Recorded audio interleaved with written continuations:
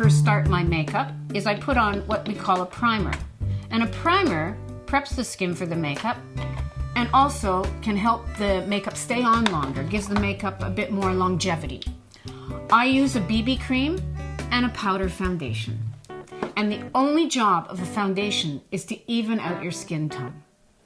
So the first thing I'm going to do is I'm going to apply a primer.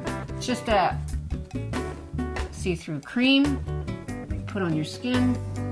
And as you can see, I do have a number of discolorations. There's a lot of redness showing through. I want to even that out. So you take very little. You don't need a lot. It's not a mask. It's just evening out your skin tone. Wherever you put the brush first, you're going to get the greatest deposit of color. Therefore, you want to put it in the cheek area first. That is normally where you're going to get the most discoloration. Take a little bit more, not much. And again,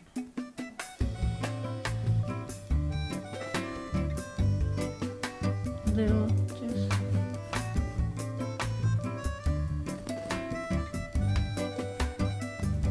now I like a two-step process. So I put on my BB cream and then I use a powder foundation. And with a powder foundation, I like to use a nice flat top brush and I do stippling it onto the skin.